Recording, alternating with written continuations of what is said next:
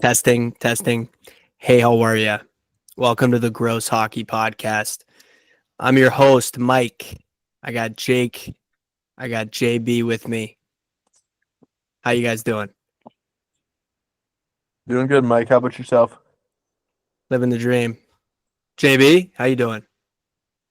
Yeah, man, I guess we're going with living the dream. No, excited to get going here. Definitely huge Bruins fans and not the season we wanted, so we got a little more time on our hands here. So excited to see what comes of it. Absolutely. Yeah, I mean, you kind of led into it. I mean, we don't know if this podcast is going to last one day or, if we're going to be the future of hockey podcasting here. So I have a feeling. What do you guys feel? You think 2 podcasts, 3 podcasts, and then we quit, or what do you think? I don't know. I say we just run with it, see where it goes. Yeah. All right. Well, yeah, we want to talk, hockey. We want to talk the Bruins.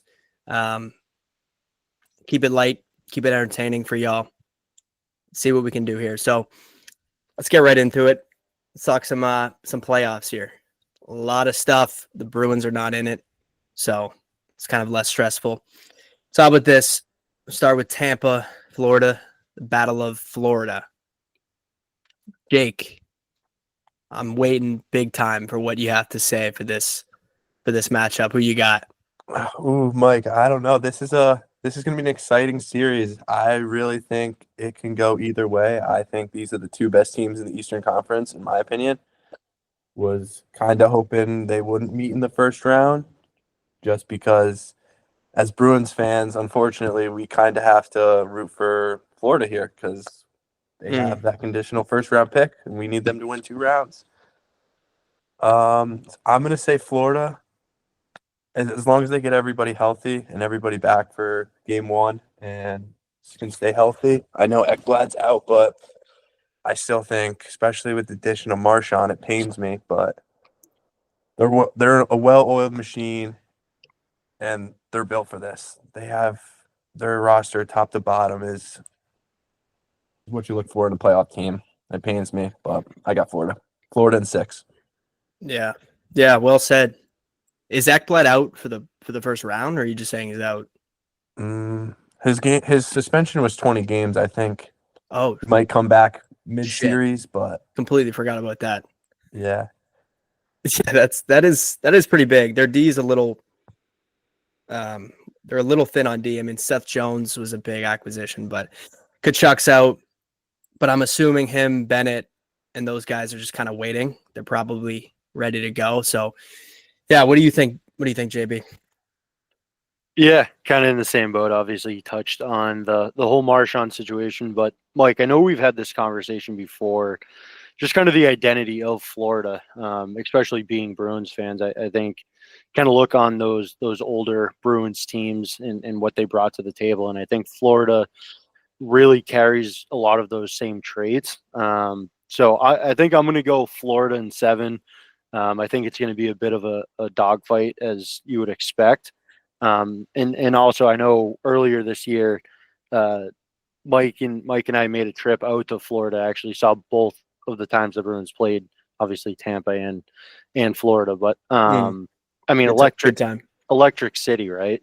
I mean, the barns in both spots are going to be going crazy. So Florida hockey is here to stay. Excited, but yeah, I think I'm going to go Florida in 7.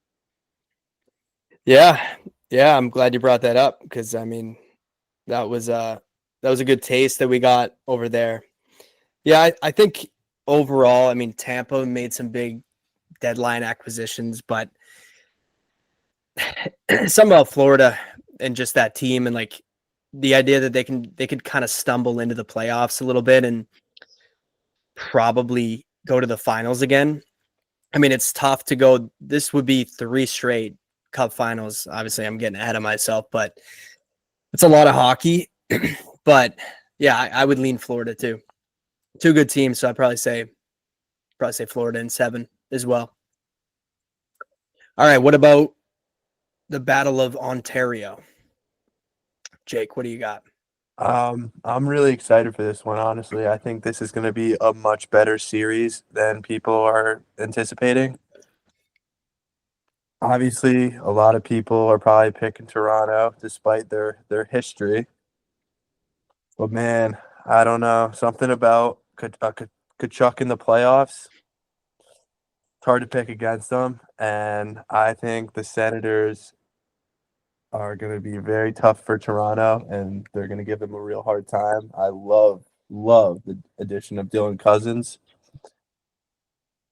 Yeah. I think it goes 7, and I might regret this, but I think Ottawa is going to find a way.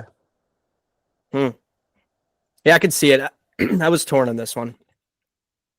JB, what are you thinking? Yeah, thought Jake brought up a good point there. I mean, boys, Brady Kachuk in the playoffs. I mean, if he's anything like his brother, it's going to be a treat to watch him. But surprisingly, I think I'm going to go the other way here. I think Toronto has been building here for a long time, not really knowing what's going to happen with Mitch Marner at the end of all of this. So personally, I think they come out dominant. I'm going Leafs in 5. Out 5. Bold. Yeah, I mean, honestly, I'm leaning that way too. I wouldn't say 5. I would probably say 6 or 7. If I got to pick one, I'll say 6. But I mean, yeah, Brady Kachuk, we saw him in the Four Nations, another trip that we went out. It wasn't a long trip, but that kid is a dog. I mean, we were talking about it. I was talking to somebody about it. I mean, he's our age, that kid. He's 24 or 25. Yep. He's a menace. He plays the game. I mean, both the Kachucks, like they both play the game pretty much the way that you want if you're watching a hockey team, if you're a coach, if you're playing with a guy like that, like you love it. I mean, just a dog, a Komodo dragon. You know, it's tough to bet against that, even though we haven't seen it in the playoffs. You can kind of guess that he's going to be a psychopath out there. I just don't know, like JB, I'm kind of with you. I don't really know how deep they are versus Toronto. I feel like Toronto's been building. Obviously, they've had their troubles in the first round. I really think their goaltending is a lot better than it has been. Now they have Wall and Stolars. I think either of those guys, any given night, you could get a stealing a guy who could steal a win for you. Their defense, I think, is a little better as well. And then obviously, Matthews, Marner, Matthew Nyes, I think is super underrated. He's kind of in that ilk of the Kachucks. He's a power forward, scores his goals in the gritty areas. So I'm going to go Toronto in 6 on that. All right. One more thing I want to add. Yeah. It also depends on what type of Leafs team you see, because we know that big 3, Matthews, Marner, Nylander's normally pretty good in the playoffs, but sometimes they don't show up. I mean, as Bruins fans, we've seen it firsthand. Maybe we can give the Bruins a little more credit than them just not showing up, but I don't know. That's a good point. That's definitely a good point. I mean, it's chicken or the egg. Where the Bruins just, with Bergeron and those teams, were they just that good, or is Austin Matthews kind of a no-show? Because he's a hell of a player, but his playoff numbers aren't great. Marner, him neither. I mean, Nylander's probably the best one. You know what you're going to get from him. He shows up consistently. Yeah. And then I just think they have depth. I mean, Tavares, Domi, like they're probably just a team that's been competitive for a while longer, so they're a safer bet. But I could definitely see Ottawa. I mean, just putting a crazy run together. With Linus too. Linus gets hot. Yep. Yeah, Linus. And then, I mean, if they won, they would then play Florida. So you'd have the Leafs versus Florida Panthers and Brad Marchand. Actually, either way, I mean, you have Brady Kachuk versus Matt Kachuk in the second round. So that would be awesome. Yeah. I might be rooting for that now. Yeah. Yeah, either one would be good. Imagine those 2 mutants going after it. Definitely be fun. Little playoff fights.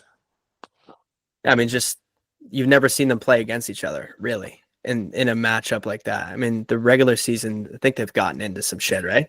I think they've gotten a fight before. Because I remember, I think his grandma was like freaking out. Yeah. Yeah, they've definitely mixed it up. So, and that's just, Playoffs is a different animal, so Yeah, that's just January.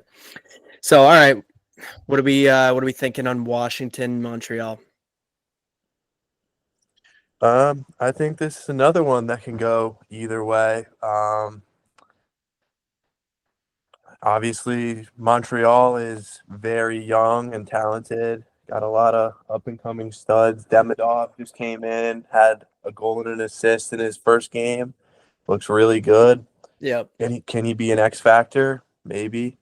He's was breaking all kinds of records in Russia, set by Kaprizov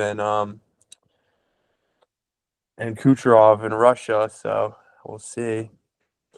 I'm gonna have to go with Washington here just because they got the playoff experience. I think Montreal's riding a little hot. I love Elaine Hudson. I think he's amazing, but You say I Elaine don't. Hudson? Yeah, Elaine Hudson on Oh. Montreal. Think that's his sister. Oh, I said Elaine. I meant. Yeah, I think you were thinking of his sister, but that's fair. He's a BU guy, so I get it. But There's probably a connection there. this goes back to the number one defenseman. I just don't think he's big enough. I don't think he's built for playoff hockey yet. He needs some more experience. A lot of those guys do. I know they made that cup run 4 years ago, but let's be honest, that was bubble hockey. It was a little bit fraudulent. So I'm going It's a different team, Caps, too. and I'll stretch to 6. I think it could easily end at 5 though. Caps But and it'll be a six, good series. Yeah, it was a different Montreal team too, right? I mean, they had Carey Price, they had Shea Weber. I think they had Suzuki in them, but like not, or maybe they had Caulfield too. They had Caulfield. I mean, honestly, yeah, I hear you. They're definitely a team that they could buzz, like they could just catch lightning in a bottle. But They could. JB, what are you thinking on this one? Who you got? Yeah, I think I'm going with Jake there. Definitely Caps with just the experience, but I think when we're talking about this, I mean, boys, I think the Canadians are going to be a fun team to watch here for a decent amount of time here coming up. Just with the young guys coming in, I know Jake touched on, obviously the new guy coming in and having a bit of an impact. I don't know if you boys saw that back check or not. I did. I saw that. The That was tough. The lack of, but yeah, I mean that's with experience, right? But yeah, I'd say Caps in 5. We touched on it, before jumping on the pod, about the Caps and their season this year, and obviously Ovechkin breaking that record that no one thought would be touched. So don't know if they peaked. I think that was probably a huge highlight, but I think there's more to come from them. So I'll go Caps in 5 with Jake. Yeah. Yeah, it's definitely, I think Biz Nasty was saying, like, did they blow their load a little too early? Meaning Washington with that whole celebration. I could see it, but I mean, a lot of people thought, like, could they be a fluke? I don't know. I mean, it's been 82 games season. I feel like they put the team together pretty well. Pierre-Luc Dubois fits in well. Dylan Strome was a great addition. Like, their GM should take, honestly, he should probably get the GM of the year. I don't even think that's a question. Right? Is there any other team you could think of that has kind of surpassed expectations the way they have? I'm talking Washington, by the way. I mean, yeah, no, I don't. Yeah, what they've been able to do in such a quick turnaround, I don't think anyone's going to kind of fight that. I think if anything, all these other teams, and obviously, we're Bruins fans here, but we're looking at from the outside in, right? This is something that you'd love to see the Bruins try to emulate here, try to get back into at least a playoff spot next year. But yeah, I mean, what he's been able to do with the Caps and the moves that he's made, I mean, PLD, that's one that, I thought the writing was on the wall, honestly, with him. I didn't think that he'd be an impact guy that would really come in and not maybe be an impact, but more so be that dog. yeah.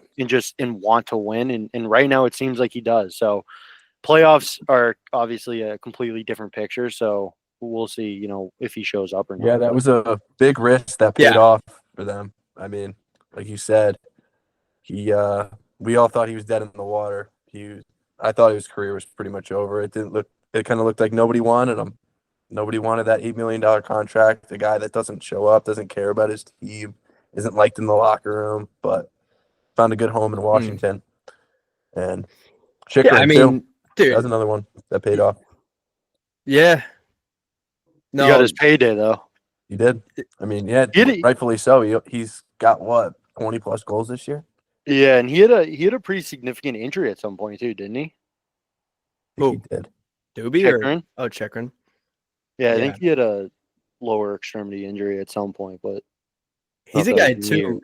He's a guy too who, have you guys seen, like, he's in all this super holistic stuff. Like, he got rid of a Tesla because he was like tripping out about sitting on a battery. And I Yeah, he guess, got rid of all the light bulbs in his house too, apparently, or something. yeah, he uses like beeswax candles. So Yeah. maybe that's something to look into if things aren't working on the ice or in your life. But yeah, I definitely agree. I mean, the Bruins, obviously, if you're a fan of the Bruins, you want to see them turn it around. I mean, I kind of hate the narrative about guys who don't care at times, because I feel like sometimes it's overblown. It's like this one shift and the guy's kind of not bending his knees, and it's like you just cast a whole, story about him. Sometimes there's more going on, but that's a prime example of like just guy needed to be in a different place. Like, it wasn't working, and yeah, now it's working out. So, And even talking that clip though, which I think you're talking about, but that was when he was with Columbus, right? yeah, with Torts. With Torts, yeah. I mean, you said it, right? There's always more to a story. I mean, I'm not saying, if you're making that much money to probably bend your knees a little bit, but yeah, that is a pretty valid point. Yeah, I mean, it's a general rule of thumb. You got to bend your knees out there, right? We coach kids, and you definitely got to bend your knees, but that's also like one shift. So a little overblown probably, but yeah, I mean, to wrap that up, unless you guys have anything else, I would lean Washington too. So I think that's a clean sweep there. One thing so to add. Montreal's probably going to win. One more thing to add. Boy, Yeah. the Bell Center will be fucking rocking game 3, because they're on the road. Game 1 and 2. But Good call. that place has been dying for some playoff hockey.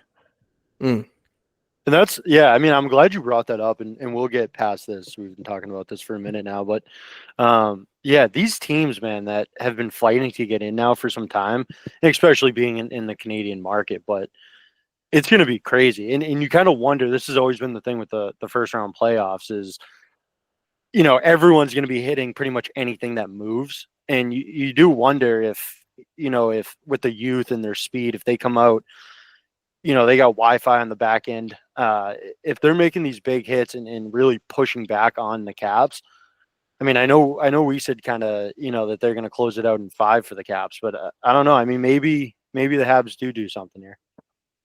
They could. They very well could. Yeah, no, I could say. I mean, we all just picked the Capitals, so they're probably gonna beat them. I could see that being the one that the underdog takes it. That or Ottawa, and honestly, one other one is St. Louis, but we'll get to that. Well, that's just a little teaser of what's to come here. St. Louis isn't officially in yet, right? No, they are. I believe. They are? Yeah. Okay. Fuck, we're a hockey pod, boys. We gotta know this. Let me see. Yeah, they're in. They're in, and they're playing Winnipeg. All right. Anyway, so Carolina, New Jersey. That was the first one that got the first matchup that got locked. Jake, what do you got? Who's your team there? I don't think it's close. I think Carolina's taking this easily. I mean, obviously, the Devils are missing Jack Hughes, which is not their whole team, but he's their best player. He's kind of the heartbeat of that team. Yeah. I think Carolina takes it handily. I think maybe Markstrom steals a game or two, but I'm saying Carolina in 5. JB? Yeah. This one's interesting for me. I mean, obviously, with Hughes being out, it's going to change the dynamic of everything a little bit. But going into this, and I don't know, obviously, the feeling of everything in the locker room or what's going on. But with Carolina and the moves that they made and the whole Rantanen situation and you move out from a guy like Nachos, and I don't know. I mean, I think in the grand scheme of things, just with this matchup, I see Carolina winning. But boys, I mean, I don't know if Carolina's back is against a wall per se, just with like everything moving around with this team. I mean, they've had decent pushes in the past, but I think this is a team that if they don't make some strides this year, it's going to be kind of tough. I don't know the future of the team and what exactly is going to happen. So I think Carolina wins this just with the situation of who they're playing and injuries and everything like that. But so yeah, I'll do. Would you say, Jay, Carolina and what?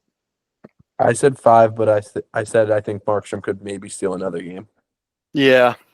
Yeah, I'm going to go. I'll go Canes in 6. Canes in 6. Yeah. Yeah, I mean, I think goaltending could definitely play a role because Carolina's goaltending situation is kind of. I feel like for the last 5 years, it's just been like they have who? Freddie Anderson's in Carolina, and he's injured all the time. Then they have that header Kochik. Kochekov. I'm gonna botch that. Yeah, I mean, I think he's shown flashes, but definitely not sold on either of those guys. Carolina in general. I mean, dude, remember a couple years ago? I think it was it 3 straight? I might be wrong, but it was 3 straight times they went to the conference final. They got swept. They didn't win a game. Yeah, they haven't won a conference final game and since when they won the cup, I think. But even that, it's like not only that they've been, you know, 3 times. It's like that's pathetic, dude. I think it just goes to show they don't have really that. Like they're a good enough team overall. They're coached well. I mean, even bringing in the kid they got for Rantanen. What was his name? Stankoven. Yeah, Stankoven. Like another guy who honestly is a great fit for them. Like undersized, skilled, plays the game like the right way. They're a 4-line team, but yeah, I could see him beating New Jersey because they don't have Hughes. I think they're getting Dougie Hamilton back, which is pretty big. But I mean, the Bruins just spanked them last week. They almost beat them again last night. So I don't know. I wouldn't be worried about New Jersey this year. Carolina, I'll say Carolina in 6, but I mean, I think it could be the same thing. They might do that. Maybe they could beat Washington in the second round. And then whoever comes out of the Atlantic is just going to stamp them, I think. So, yeah, I think that's all I have on that. I'm actually glad you brought that up because maybe a hot take. I don't really think it is at all, but I think every team in the Atlantic, maybe besides the Canadiens, is better than every team on the other side in the Metro. Yeah, you're talking in the playoffs. Yeah. That's a good call there. I don't think I can disagree with that. And a final point on that would just be the Rantanen trade, JB, that you brought up. I mean, that was tough. I think their GM, that guy who looks like he sweeps floors at a university, he was like, yeah, like kind of a mistake, but like we knew he wasn't gonna sign. We were just trying to convince him to. It's kind of a crazy move to deal Natchez and Jack Drury for him. They got a ton of picks back at the end of the day, but it's just a weird team, right? It's like they're good, but they're just not really good enough. So anyway, definitely, I want to comment on that actually. Okay. Definitely a bit of a shit show. Giving up Natchez is pretty tough because I've always really liked Natchez, and you see what he's doing in Colorado now. He was a point per game player this year. But Carolina's a team that they don't really have that one superstar. Like, yeah, Aho, but I wouldn't say Aho's a superstar. I'd say he's like an all-star. I feel like they've kind of been in that same spot, like you said, making the conference finals, not winning games. They can't get over that hump. They needed to make a big move to get themselves over that hump, which is why they went for Rantanen. And obviously, that kind of blew up in their face, but they made out pretty good getting Stankoven and those 2 first-round picks. And I think they got 2 thirds too, and maybe some other prospect. So, yeah, I mean, they didn't shoot themselves in the foot really. They made out pretty good. Yeah, no, I mean, and if I think that's a perfect transition here. The first in the Gross Hockey podcast universe here. First beautiful transition. So I'm going to just really make that point clear. This is an incredible transition. Dallas, Colorado. So what do you got, Jake? Oh, dude, this is serious. I think it's crazy that these two teams are meeting in the first round. Absolutely crazy. This would be the best series by far. I think these might be the two best teams in the league, honestly. It's going to 7. I got wind that Heiskanen might miss some time. Correct me if I'm wrong here, boys. I did hear that. Your voice cracked, and I think you're definitely right, though. I'm pretty sure he's going to miss game 1, and I think they said maybe the first round, which so a good point. That's a massive blow to them. Massive. That's like Cale Makar. Like they're not on that same level, but Heiskanen's right there. He's probably the third best defenseman in the league, in my opinion. So I think that gives the edge to Colorado. I mean, Charlie Coyle breaks my heart, but I mean, obviously I like to see him doing good, but he's buzzing right now. That was a great trade for them, great pickup. He's back on that third line center where he thrives. Nelson, haven't really seen much of what he's been doing, but great second line center. They got what they needed with him. And obviously you got Nate Dogg, second best player in the world, and then Makar on the back end. I don't see how they don't win this. And they got Landeskog coming back. That's just going to jolt that team so much. That locker room is going to be fired up to play for their captain again. So I got Avs in 7. Yeah, we both been rambling. I haven't heard JB's voice in a bit here. So what do you got? What do you got Probably for us? the best. Yeah, I mean, listening to Jake there, I just ran through my door. But yeah, I'm going Avs too. I think this team with the pickups. I love the point that Jake made about Charlie Coyle slotting back into that third line. I think that's where you're going to see him flourish. I mean, this is a guy that he's a dog in the corners, puck possession. We've seen that for a few years here in Boston. That's where he's gonna, I think, really push his line and in the team itself. So I love the pickups, but yeah, I mean, when you look at this entire playoff bracket, I mean, this matchup is going to be insane. It's going to be every single game is going to be an absolute dogfight. It's going to be, I don't know. I think you're going to see a few of these games go to overtime. So always love free hockey. I think I'm going, I'd say Avs in 6. Yeah. This is the only one that I didn't actually circle, either one of them, because I really am torn. Good points. Obviously, Coyle, big addition. Middlestat was kind of like not really a good fit for that team, probably, especially with McKinnon probably trying to feed that kid like, protein pasta and just keep him dialed in. Coyle's a beast, and he's a bottom 6 guy. He's not a top 6, especially now. Like he had that year last year where he actually kind of, he had like 60 points. That was probably the best you're going to see from him. No offense to the guy. I mean, I'm sitting in the chair with a microphone in front of my hand. He's in the league. So, he's just more fitted as a 3C. So that team overall and the Heiskanen thing, it's a good point. I would lean Colorado.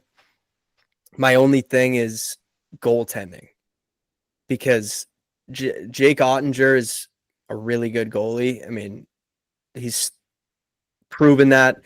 The other guys, I don't even know. I think they're both their last names are Wood. It's like Wedgwood and Blackwood. I think they got 3 of them because they got Miles Wood too. Yeah. The Woods. The Woods.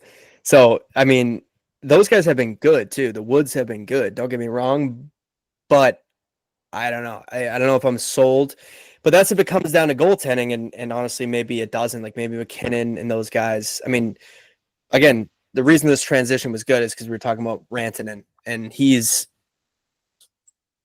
not lit it up, but I mean, playoffs are obviously just a different story. He's fit in there a little bit better as time has gone on. I think Sagan's back. I mean, Dallas is Yeah, been they rooting just for took him off Dallas. IR. Yeah, Dallas is stacked. I mean, that's a 4-line team with superstars who added another debatable superstar. I think that's the thing with Ranton is like, was he just kind of really good with Colorado on the power play and playing with McKinnon? Or is he a guy who will grab his nuts and kind of lead the team? I don't know. That's yet to be seen.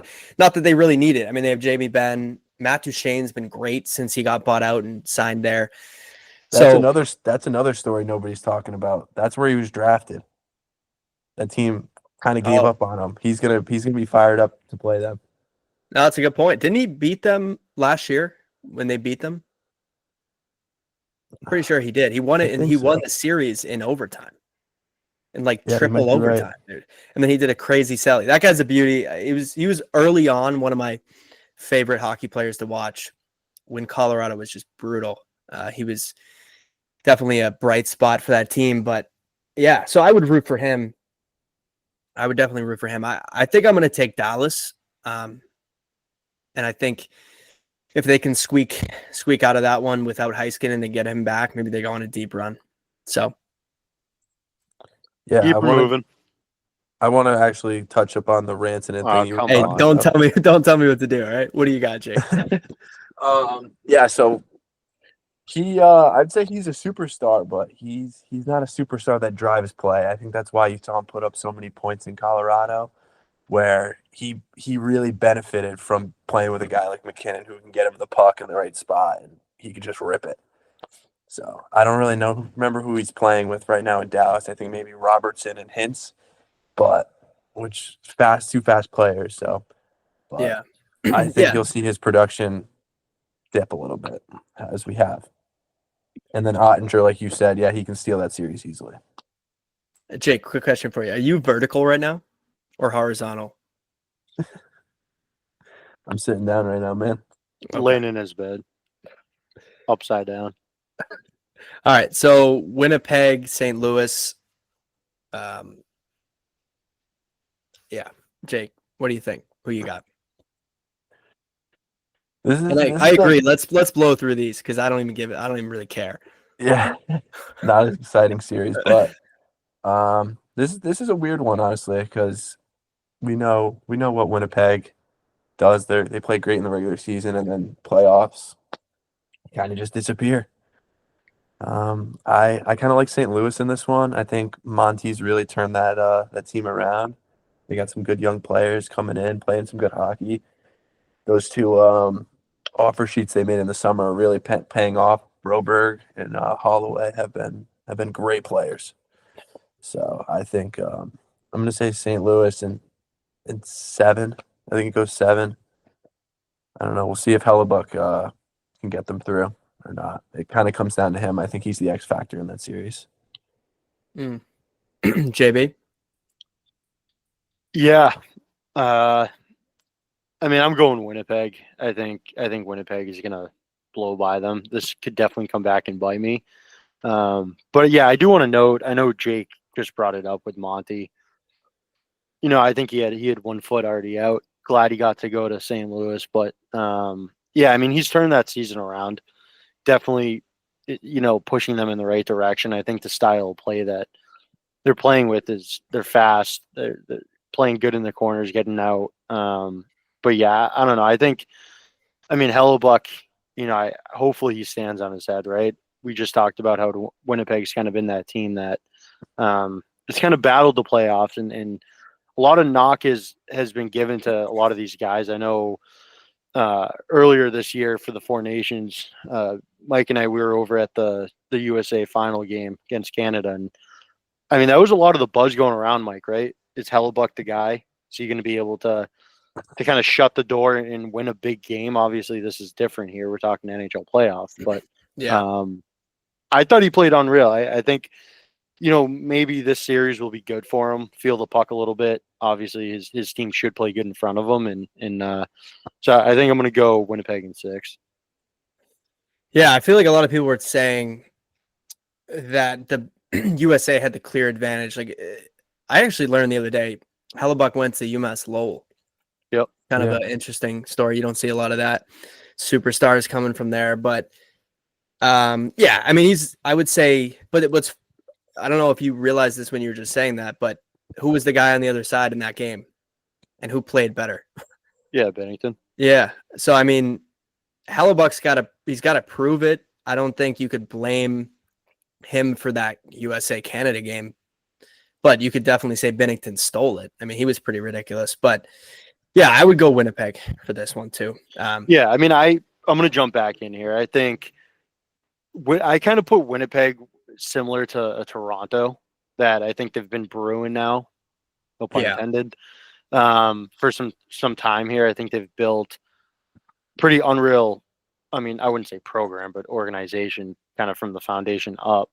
But I don't know. I mean, I think this is one of those series that it could flip a little bit, and it's going to be the resilient side of Winnipeg. Are they going to be able to fight back in a game that they're down a goal or two? I think they have the offensive capabilities, but yeah, I mean, it's playoff hockey here, so anything's going to happen.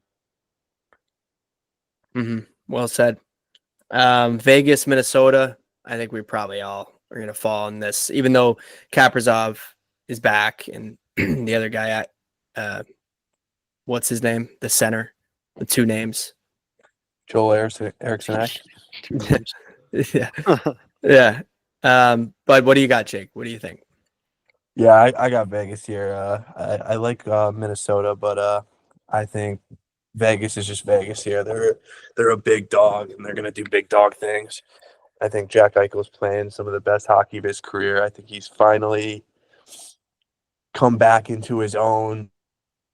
His injury and his surgery. I mean, obviously he was great on that cup run, but he hasn't really had the regular season numbers that we always expected him when he was drafted.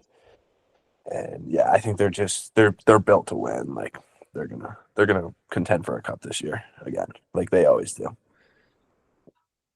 JB?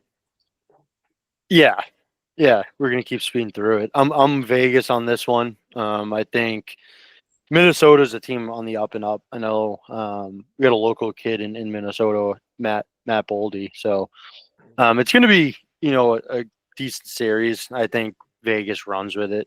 But yeah, I mean, I know Jake just brought up Jack Eichel, and I'll be the first one to say it. Obviously, he had some buzz around his name and being drafted and what he was going to do. I know he had that injury that Buffalo was kind of giving him a hard time about. So glad that he was able to do that. But watching him this season in different clips, and not even just him scoring goals, but I mean, boys, talk about playing a 200-foot game. I mean, how many times has he made an unreal back check? I mean, it ended up burying Jack Hughes, but yeah, I think a lot of it with these superstars, and I'm going to go back to Toronto again.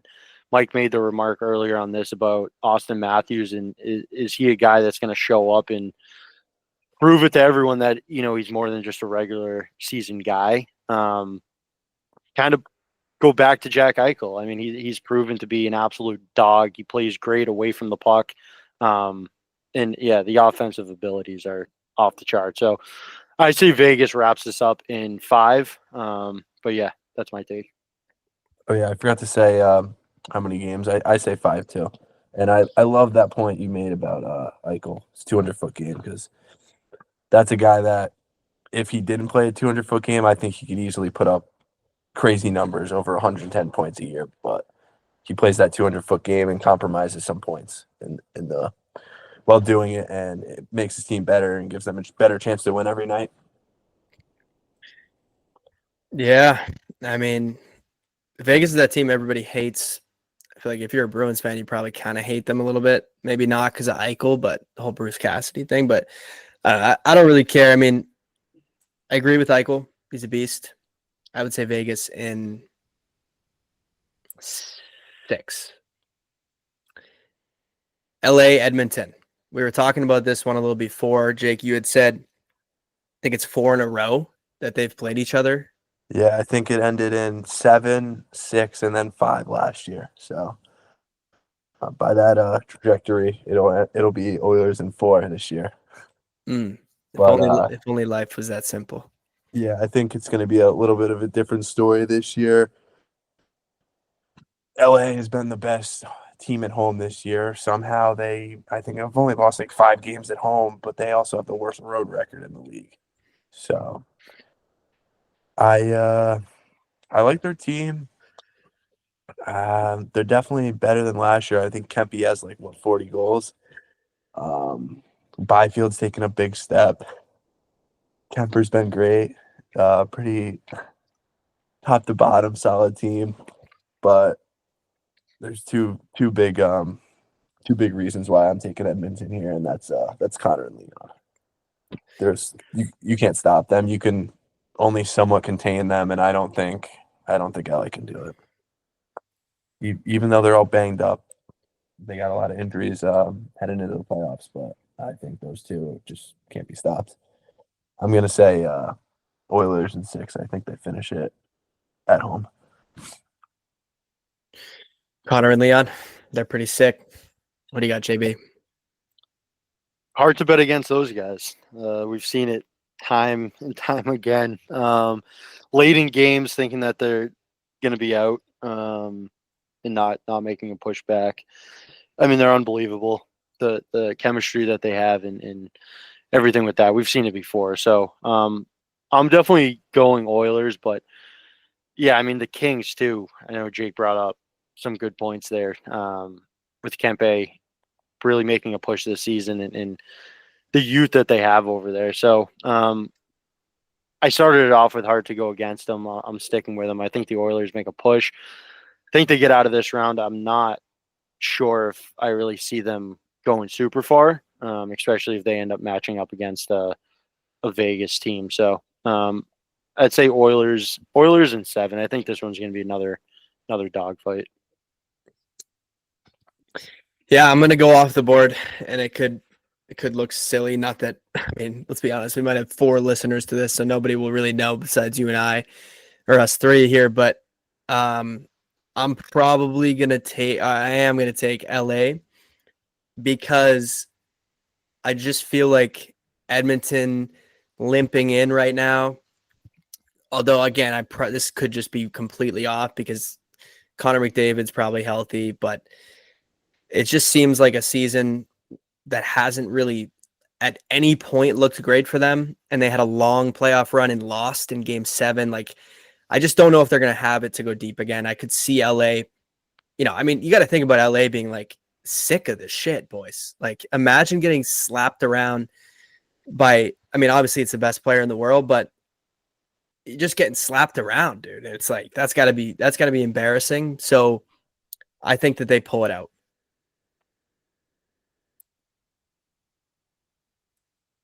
All right. Well, that wraps the.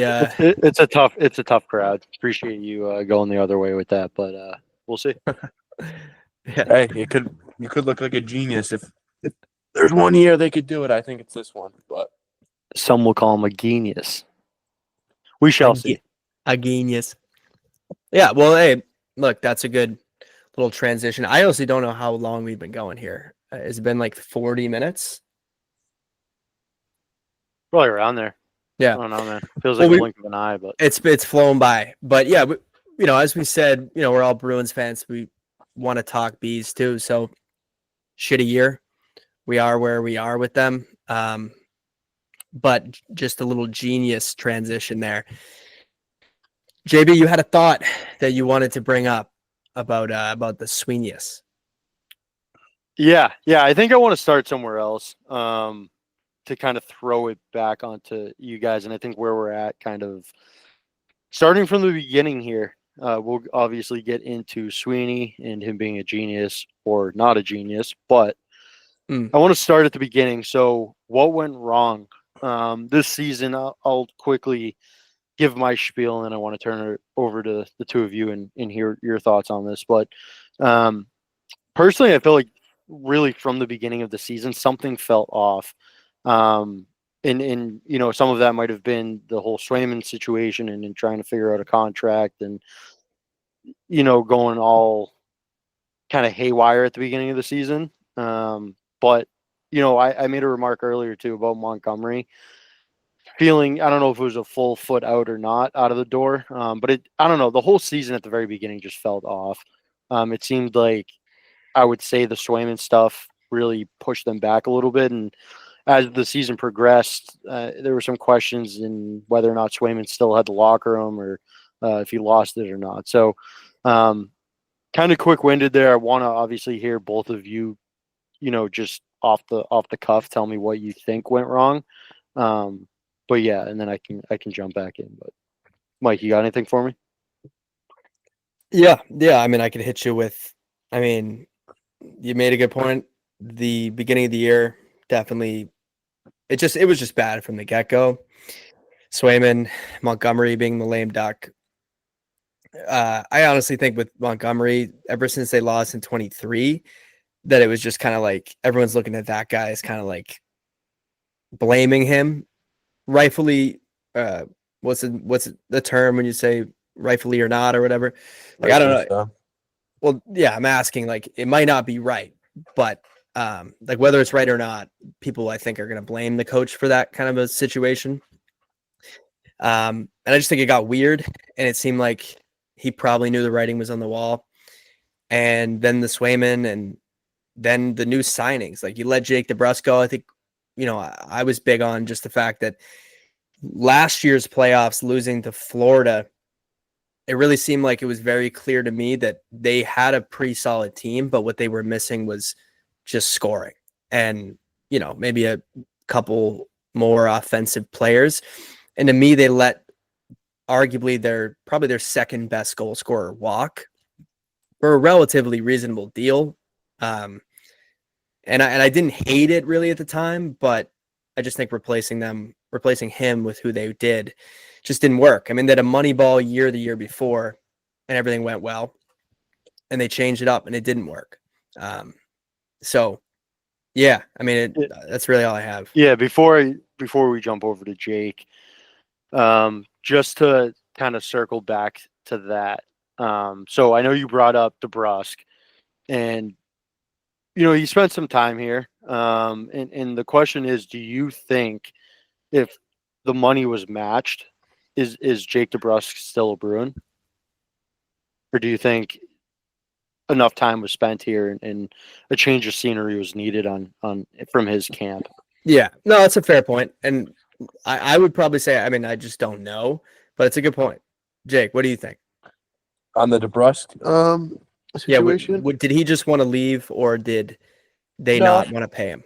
No, I don't think he wanted to leave. I think he was looking to make money. I mean, he's how old is he? He's like 28 or something. He's relatively young. He's looking to get a bag. I think he liked it a lot in Boston, but I mean, he's from out there in Western Canada, so it's a good situation for him in Vancouver. His dad works for the Oilers. Yeah, I don't think he was necessarily looking to leave. I think if they gave him what he wanted, he would still be wearing the spoke to be, for sure. Okay. But yeah. Yeah, I mean, I think it's probably like most things is like a mix, right? Because I think it's a very valid point to say he's had his ups and downs here. I mean, there's been a lot of bad times where Jake was wearing the B, and there's been a lot of good times. So I think it would have made sense if he's like, even if the money was close, where he was like, you know what, maybe it's just, they don't want me that bad. So I could see that in Vancouver makes sense. Overall, I mean, who they replaced him with just didn't cut it, right? Like Elias Lindholm's picked it up, but I mean, they didn't even really replace him though. I mean, yeah, Lindholm's a center. I mean, that's a whole different conversation that we'll get to later, but they didn't pick up a scoring winger at all. Yeah, well, I think the idea was they replaced the winger with the center because they felt they needed it.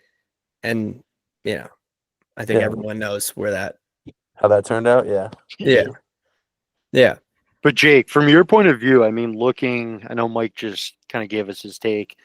Looking from, if we go all the way back, we brought up Swayman and that situation, but from your point of view, what do you think kind of made us go off the tracks here at the beginning of the year and it carried through the whole season? But dude, I honestly think like everything, like what went right is the real question. I mean, that's probably a simpler question because I couldn't tell you what went right. It was pretty much everything that could have went wrong. We had this whole contract debacle all summer that we were all so anxiously waiting for him to sign, hearing all these rumors, this talk between the media and the GM, the organization, and him going on the podcast. It was a little bit of a circus. And I think something that nobody really even focused on that we didn't think of because we didn't think it'd be an issue is the Marchand extension. I mean, it was talked about a little bit, but we all figured he'd sign. And it came down to the wire, and look what happened. He's a Florida Panther now. And that's a big identity of your team. I mean, yeah, they were kind of already cooked and out of the playoffs by then, but Don't make me cry right now. but No, it's a good point. I mean, well said. I mean- like what went right? I can't think of anything. I mean, like you look at the signings, like we were pretty excited about it. We knew it was a little bit risky. Lindholm, that contract's pretty fat, but it could pay off. And I mean, you just didn't get the production you need out of an almost $8 million center. It's plain and simple. But Yeah. get into him a little bit later too. I wanna touch on him later. You want to touch on him? Yep, I want to touch him. He is a good looking guy. I've said He is that a from day stallion. one. He's a nice looking Swedish guy. Might not be a 1C, but he's a fucking handsome guy. Yeah. All right. Well, I don't really know where else to go with that question. Is there anything else you guys want to discuss? I mean, I kind of pitched the whole Sweeney thing. Do you want to talk about that? Or do you have another idea? That's all I got for that. Yeah, I'm in the same boat. All right. Well, why don't we lead it into Sweeney a little bit, because that's kind of what it all comes down. It comes down to is like, we could talk forever about Jake DeBrusk if he chose to leave, or Sweeney. I mean, it was probably a mistake to do what he did, Sweeney, but they are where they are. So like, I don't really even want to talk about that. There's a lot of talk about the management for the Bruins and if they should have kept him. Tons of people are on the fire Sweeney thing. But I think a lot of people flipped with the deadline. Like, as hard as that Marchand trade was and just everything they did, I mean, there's a lot of hope for the future here now. So what do you guys think about, I'll throw it to you, JB. What are you thinking for next year? Do you think they can get back into the playoff mix? And what do you think about Sweeney overall? Is he a genius? Is he a dumbass? I want your thoughts. Yeah, so this was something that we've talked about beforehand, and I know I was live with Mike actually when a lot of these trades were going down, especially at the latter part. I was sitting in my pretty brutal cubicle at work, just watching tears fall from Mike's face as Marchand got moved. But yeah, I mean, and wait, real quick on that, real quick. I don't know if I should say this, but I was pulled over for speeding ticket when I found out the news of Brad Marchand. So I don't know if they'll use that on me in court. I don't know if they'll probably never hear this again, like I was saying earlier. But yeah, that was a tough day. But continue here. Yeah. So when exactly did Sweeney take over? It was 15, right? Yeah, I think it was when they missed the playoffs in 16 or that, whatever, 15, 16. Yeah, 15, 16. Yeah, I think it was when he hit a home run on those 3 first-round picks. Yeah. All right. Well, yeah, I love that. I love the pushback. And yeah, so with the Sweeney talk, I think drafting is going to be what everyone is going to bring up. You see it on every forum, every post on Instagram, and most of the guys in the nosebleeds that are way too drunk to be at a Bruins game, screaming from the balcony. So that's definitely a fair point. It's a huge part of, I think, today's NHL, especially with how much guys are getting paid, right? You need a couple of those guys to turn out and be on those entry-level contracts playing well. So drafting is huge, longevity and everything with that. But I think really what I usually, I guess, bring up is where this team has been recently. So you look at 19, winning, a ton of games, getting to the Cup final, and didn't obviously get the job done, right? You're at home, game 7, you lose that game. We'll move on from that. The big thing with that is that was really the core. That was the last run, I would say, of the actual core, right? You still had Big Z, younger Bergeron, younger Krejci, and And then you fast forward a little bit to that 2023 season, and he really was able to assemble the greatest NHL roster. Luckily, Krejci came back. Berge gave us one more year. Did hear rumblings he might give us one more for next year. Think he'd still be a better 1C than Lindholm, but I think that was a dream that you had. Yeah, could have been from the other night. Yeah, but yeah, so not to drag this on, but yeah, I think I just bring up that he's given these guys a solid amount of chances. They've made the playoffs now. I mean, what's it been consecutively? I think it was 8. Yeah, eight years. So he's given them a lot of opportunities. Made the cup in 19. Should have gone a lot further in that 2023 season. I think at some point, right, you look at those players and what didn't happen. So long-winded answer. I don't know if he's an exact genius, but I think after that deadline and the moves that he made, I'm looking forward, and I think that they're going to put themselves in a pretty decent spot. So. Yeah, I mean, look, we got 3 people in this podcast. We're going to find out if this is a Sweeney pod or if this is not a Sweeney pod. And Sweeney Todd, for anyone out there who knows that book. Yeah, I think great points. I mean, it's definitely on the players at a certain point. Like 23 was just, what else could Don Sweeney have done, dude? If I was Don Sweeney playing franchise mode, I would have just quit the game because that's completely unfair. I mean, that Florida team was great, but Jesus Christ. I do just want to say, Jake, I want to hear what you want to say about this too, but I think the draft thing is just such a hard conversation to really judge a GM. You can always say, he's the GM, so it's his decision. But like most of these GMs, especially when the team is good, or especially I think he just took over at that point, like they're not scouting really. So it's on the scouting department. And that 2015 draft that you brought up, Jake, I mean, that was brutal. Obviously, Jake DeBrusk is a decent player. The later rounds were actually not as bad. Did they get Swayman in that? They got Carlo. No, I know. Swayman was way later. I think they got Carlo. Yeah, Swayman might have been 17. But the point I'm trying to make is that, like, he's also hit. Like, he also got Charlie McAvoy. I mean, I think it was 14th overall. Like, that's a hell of a pick.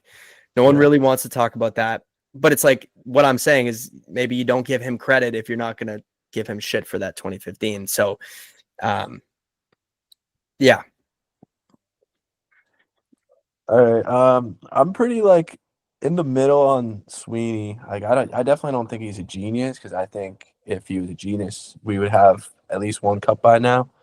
But he's definitely put us in positions to win, and he's not afraid to make a move, which we've seen very recently, unfortunately.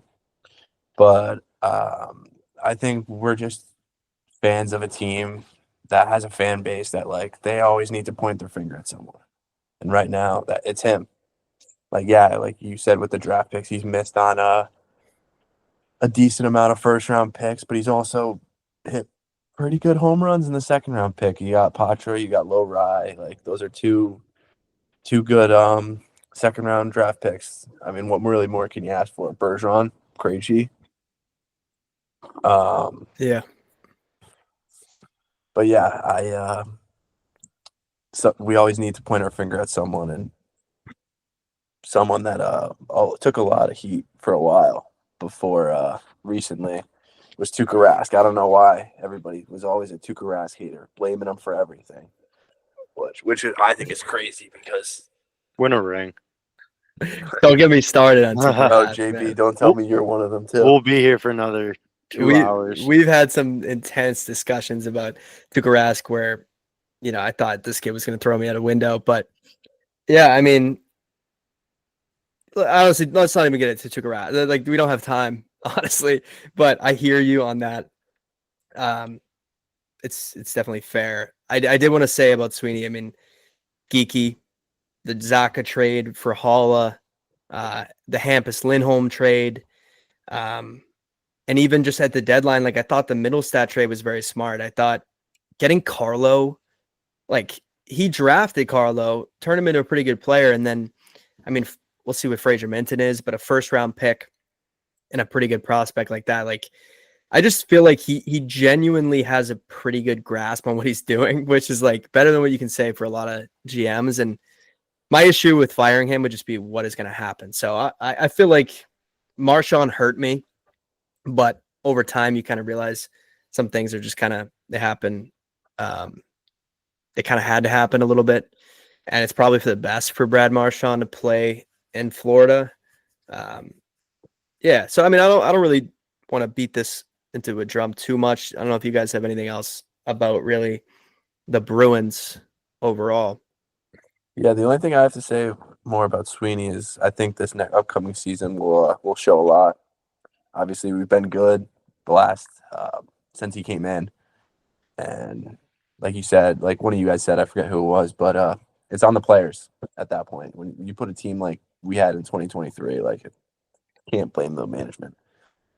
Yeah, But now that we had a down season and we're fourth last in the league, the pieces are there. I mean, it's not great, but they got stuff to work with. So we'll see what happens next year, and I think that'll be very telling on where they go in the future with management. mm-hmm.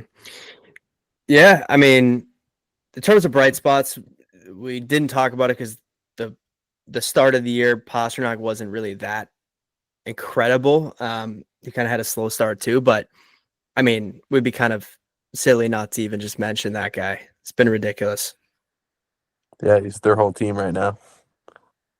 I mean, it's absurd. And Geeky too, you could probably say what Pasternak has brought out of Morgan Geeky, and we'll see what that contract looks like. But hopefully Sweeney keeps making moves like that, like another Morgan Geeky kind of guy like that as a signing. This team's gonna, they're not gonna win the cup next year, but I think if he continuously makes some good moves, then they could be in a pretty good spot. Yeah, I actually want to get into that because I want to talk about that line they've been running recently with Geeky, Pasternak, and Lindholm. I think right now is some of the best hockey I've ever seen David Pasternak play, maybe the best. Since January 1st, he's like pretty much first in everything. I think if he has that year, 82 games, he's holding the Hart Trophy right now. I mean, I know they're not in the playoffs, but production-wise, he's at the top of his game. And I think he's obviously, you see what Geeky's putting up numbers now. So, like you said, that contract, I'm curious to see what that looks like. But Lindholm, I think the last 10 games or so, he's been playing a lot better. And I'm feeling pretty positive about that line next year if they keep them together. I mean, obviously, when you signed him, you kind of pictured him playing alongside Pasternak down the middle there. And at the beginning of the season, you threw them together, and it didn't exactly work out. So we kind of all panicked there. But it was the beginning of the season. He had to get adjusted to a new team, and I don't know. I'm pretty optimistic about how that's going to look next year. Yeah, the pasta talk here. The biggest thing, I guess, probably two separate parts here, but Pasta, the production's been there, right? This guy's been a staple. He's been a nail gun. I mean, he's an animal, but we know he can score. His playmaking ability is something that is off the charts. I mean, that rim around pass backdoor to Geeky, I mean, was a chef's kiss. But the thing I want to talk, thank God you don't have your camera on. But the thing with Pasta for me, boys, and I'm gonna flip this back onto you, is the situation that Pasta found himself in at that deadline. We talk about the difficulty around it and what we're feeling, and we're a bunch of nobodies, right? We love the game of hockey. We're huge Bruins fans, and a lot of, that was our childhood, watching Brad Marchand move on. But this guy lost a mentor, a best friend, teammate for so many years. It's got to be difficult coming from a completely different country and meshing with the locker room. And what he's done post deadline to me is unreal. I mean, the production's been there and we love that. This team's not making the playoffs. To me right now, what he's done off the ice and in that locker room. And I mean, obviously on the ice too, outside of scoring, but that's been the thing for me. So I guess the second part of that would be once you answer me back, is I just want to know, is Pasta your next captain? Because I mean, he's proven a lot more than scoring this season for me. So flip it over to you guys. Mike, let me hear it. Yeah, no, it's a very good point about the deadline. Like since the deadline, I do think it shows how much of a gamer that guy is. And I heard a quote where he was saying just how competitive he is. Like, and you can tell because if you lose your, one of your longest friends that you've had on a team like that, which, whatever, we could talk about this, it's a job at the end of the day for these guys, but they spend so much time with these guys, right? The locker room, we've all been in the locker room. We know what it is. And when you're playing with a guy for, I don't know, 10 years or so, that's tough to see a guy just get moved like that. So yeah, I mean, I think he just transmuted all of those emotions into just being an absolute weapon out there. Would love to drink with that guy. So good point. Beauty. Jake, what do you think? See, if you asked me this question right after Marchand left, I would have told you I'm leaning McAvoy. Just I don't really have a reason. I just kind of maybe the language barrier a little bit, kind of.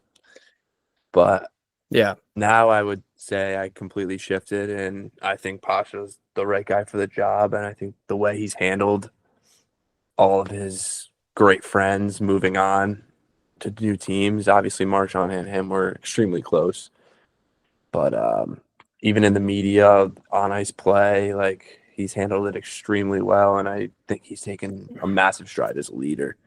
And I think next year, if Marchand doesn't come back, which we're still crossing our fingers on that one, boys, but I think you'll see him wearing the C. Yeah, my toes are crossed as we speak right now. But yeah, no, I appreciate you actually saying that. Not that it means absolutely anything to anyone, but well, you don't think our 3 listeners will appreciate my opinion? Wait, saying what? Yeah, no, the whole McAvoy bit right there. Because Mike, you and me, I mean, we've talked about this at probably nauseum. Like, yeah, McAvoy was the guy and is the guy, right?